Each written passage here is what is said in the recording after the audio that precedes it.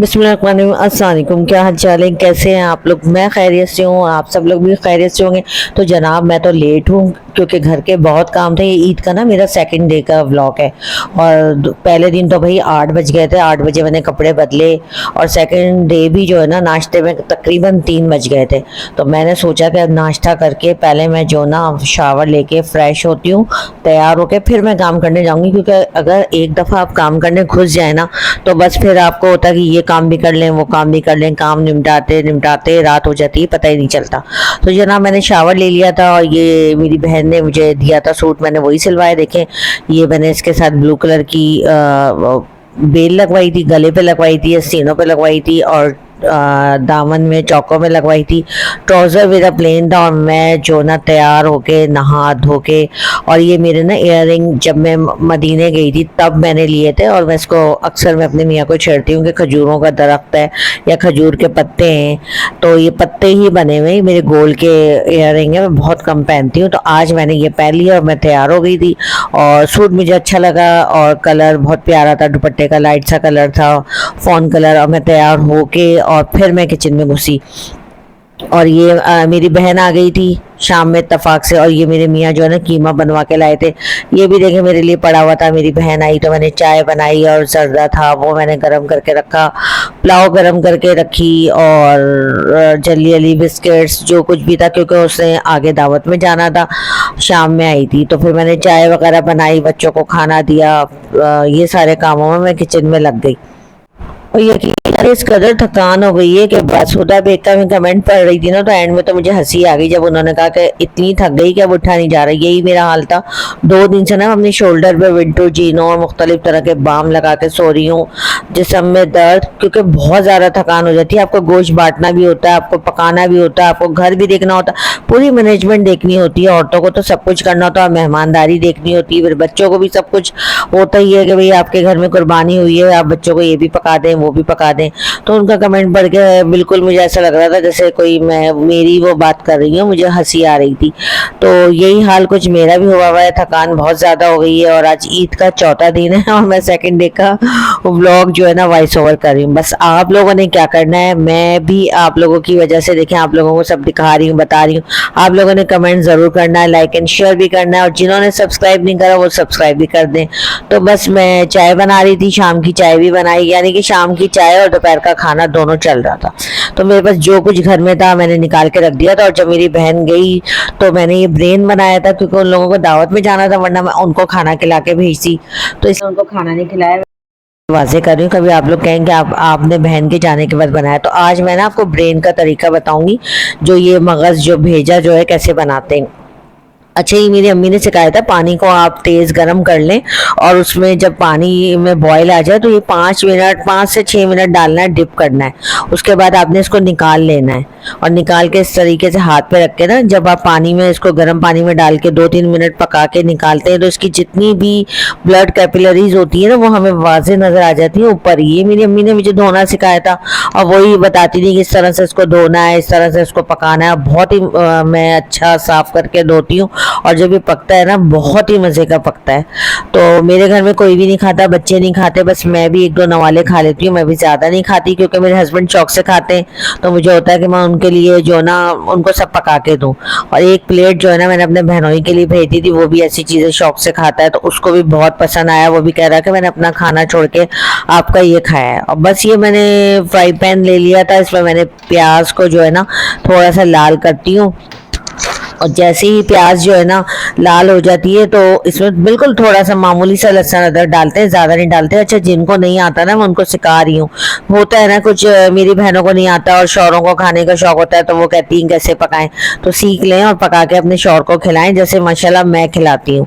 अब प्याज जब लाल हो जाती है तो फिर मैं इसमें ब्रेन डाल देती हूँ। और जब ब्रेन इसमें डालते हैं ना तो इसको खूब कीमे की तरह ना खूब अच्छी तरह इसको अच्छी तरह फ्राई करते हैं, इसी घी में इसी प्याज में खूब मैंने अच्छी तरह इसको फ्राई कर लिया था। और जब ये फ्राई हो जाता है थोड़ा सा नमक और थोड़ा सा मिर्च और थोड़ी सी हल्दी डालती हूँ और इसको फिर अच्छी तरह इसको चमचा चलाते रहते हैं। और जब बस ये मेरा पक गया था, ये बिल्कुल 10 मिनट में पक गया था। असल काम ना इसका धोना होता है, साफ करना होता है। जैसे पाए होते हैं ना, पाए को धोने में कितना टाइम लगता है और पकाने के बाद चढ़ा दें वो पकते रहते हैं। बस इसको अच्छी तरह मैंने खूब भून लिया था। एंड में मैंने ऊपर से चाट मसाला डाला, हरा धनिया डाला, हरी मिर्चें डाली और ज़रा सा ना मैंने काली मिर्चें डाल दी थी। बहुत ही मज़े का पकता है। अभी ट्राई कीजिएगा और मुझे बताइएगा कि आप लोगों को कैसी लगी ये रेसिपी। बस ये थोड़ी सी प्लेट जो है मैंने अपनी बहन के लिए बनाई थी और बाकी ये मेरे हस्बैंड ने खाया था और थोड़ा सा मैंने घर के लिए रख लिया था, क्योंकि आपको पता है ब्रेन तो पक के बिल्कुल थोड़ा सा हो जाता है। और मैंने सोचा था कि रात को बच्चों के लिए चपली कबाब बना दूंगी। अच्छे चपली कबाब जो है ना मेरे हाथ के बहुत अच्छे बनते हैं। वैसे तो वही हर माँ अच्छे ही बनाती है, मैं ये नहीं कहती कि आप लोग बुरे बनाते हैं, लेकिन मेरे हाथ के बड़े अच्छे होते हैं।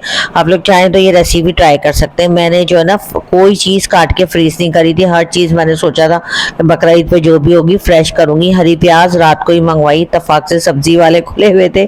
10 बजे मैंने भेजा अपने बेटे को हरी प्याज लेने के लिए, तो वो हरी प्याज लेकर आया। मैंने अच्छा, आपको पता है मेरे पास सारी मशीन है, लेकिन मुझे वही हाथ से काटने की आदत है। मैंने सारी हरी प्याजें जो है ना काटी और साथ में वही अपने हस्बैंड को लगाया। मैंने उनको कहा भाई धनिया पुदीना साफ करके दें, तो जाके कुछ मैं काम करूंगी ताकि जल्दी जल्दी हो जाए, क्योंकि 10 बज रहे थे। बच्चों ने वही मगरिब के टाइम का खाना खाया था। जब मेरी बहन आई थी वही मैंने पुलाव वगैरह एक दिन पहले की पड़ी हुई थी वही गर्म करी, क्योंकि दूसरे दिन बर्तन समेटना, घर साफ करना, इसमें ही टाइम लग जाता है। वो जो कहा था ना हुदा बेग ने कि ईद की सफाइयों से ज्यादा घर गंदा हो जाता, वही हाल मेरा था।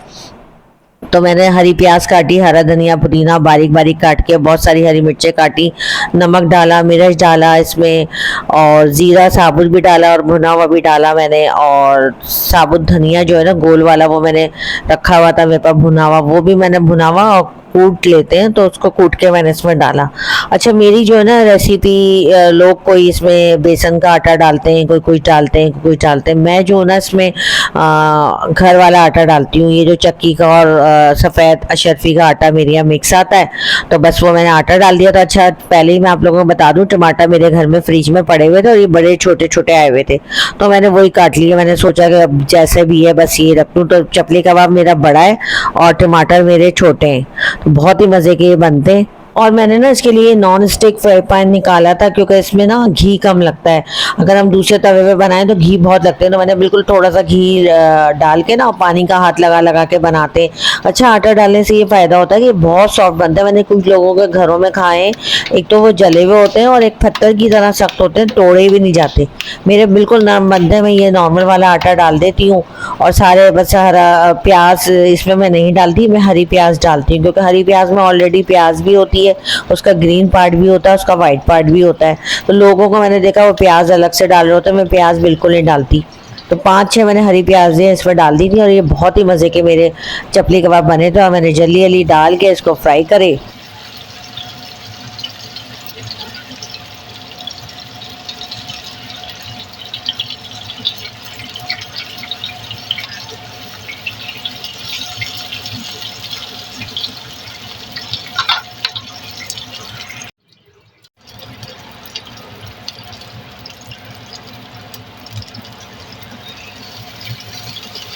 तो जनाब, किस किस के मुंह में पानी आया ज़रूर बताइएगा और इस रेसिपी को ज़रूर ट्राई कीजिएगा। बस मैंने इसके साथ रायता बनाया था और चटनी जो है मैंने वो मेरी पहले की फ्रीज हुई थी। मैंने कोई ऐसी स्पेशल ईद की तैयारी नहीं करी थी।